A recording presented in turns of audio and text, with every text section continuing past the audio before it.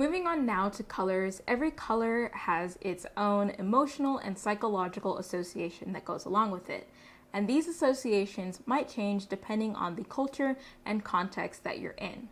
For example, if you see red during Valentine's Day season, you might think of love. But if you see red during an emergency, then maybe you'll think danger. Another association that you might have with the color is the color purple. Historically, the color purple has been associated with royalty. Even within colors, you'll find that depending on how saturated the color is, it might hold a different association.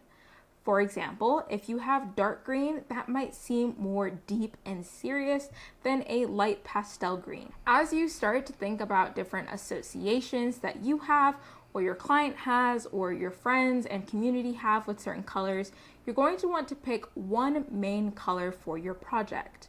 From there, you can start to pick 2 to 3 other colors that will go along with this color, but you're not going to want to stray outside of maybe the 4 color range, just because then the project can feel a little bit disjointed or a little chaotic.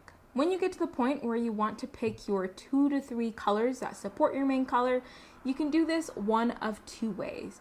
You can either use the color wheel and different color theories, or you can use a website that will take all of that confusion out for you. Starting first with the color wheel. On the color wheel, you have 6 main colors. You have 3 primary colors and 3 secondary colors.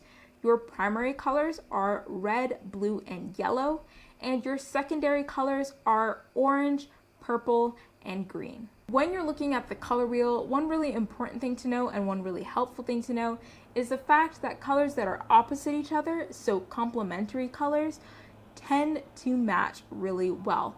So you'll see a lot of designs or logos or sports teams with yellow and purple, and that's because yellow and purple are complementary colors.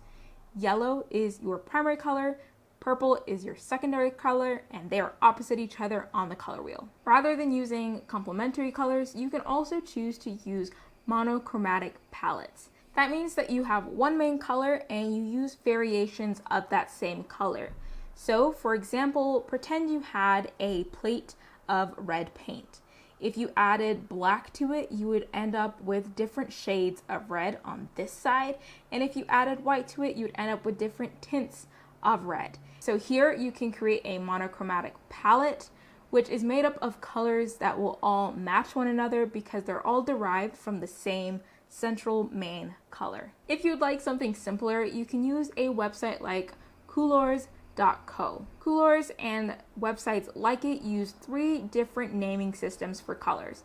They use hexadecimal, CMYK, and or RGB. Using these naming systems allows you to identify the same color over and over again, no matter which program you're using.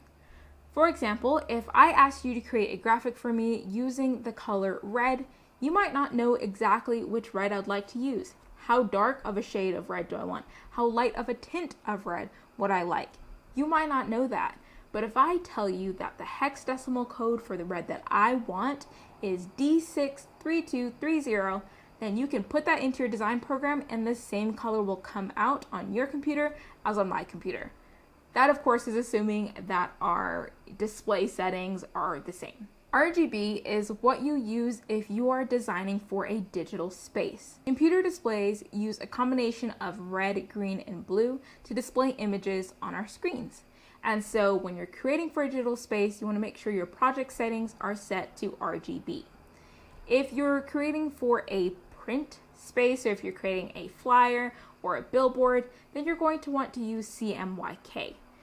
That is cyan, magenta, yellow, and black. It makes sense that if you're printing, you want to use CMYK because those are the different colors that printers have in their cartridges. Now, if you're using a program like Canva where there isn't a whole ton of customization, then you're not going to need to worry about all of these settings. But if you're using a more customizable program like Photoshop, you're going to want to make sure your project settings are set to the correct color profile. Once you find colors that you like, make sure you write down the respective codes. That way you can keep your colors consistent even if you switch programs or if somebody else comes in to help you with your brand.